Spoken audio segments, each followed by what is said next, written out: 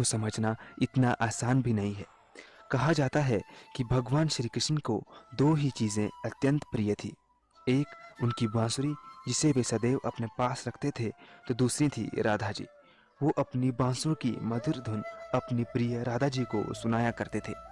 उनकी बांसुरी की धुन में ऐसा जादू था जिसे सुनकर सभी जीव उस मधुर धुन में खो जाते थे।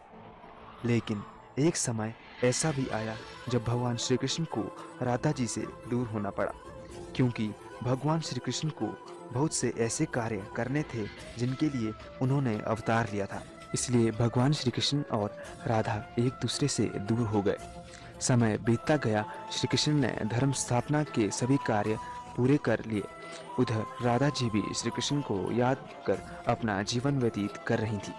राधा जी को सदैव किशोरी रहने का वरदान प्राप्त था, जिसके फलस्वरूप वो बूढ़ी नहीं हो सकती थी।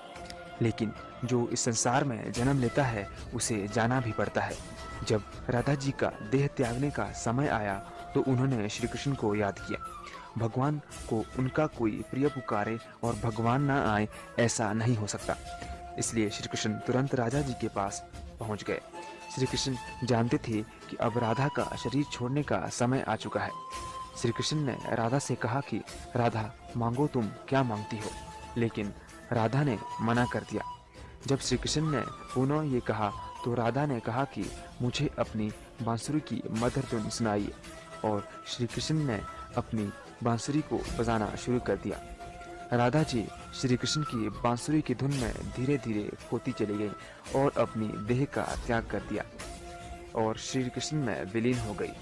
वैसे तो राधा श्री कृष्ण का ही स्वरूप थी, लेकिन इतने वर्षों के अटूट प्रेम के कारण श्री कृष्ण बहुत ही दुखी हो गए। दुखी होकर श्री कृष्ण ने अपनी बांसुरी तोड़कर फेंक डाली। उसके बाद श्री कृष्ण ने कभी भी बांसुरी नहीं बजाई। इस प्रकार श्री कृष्ण ने राधा जी को खोने पर अपनी प्रिय वस्तु बांसुरी का भी त्याग कर दिया। दोस्तों, हो सकता है इसके पीछे भगवान श्री कृष्ण की कोई लीला हो, किंतु भगवान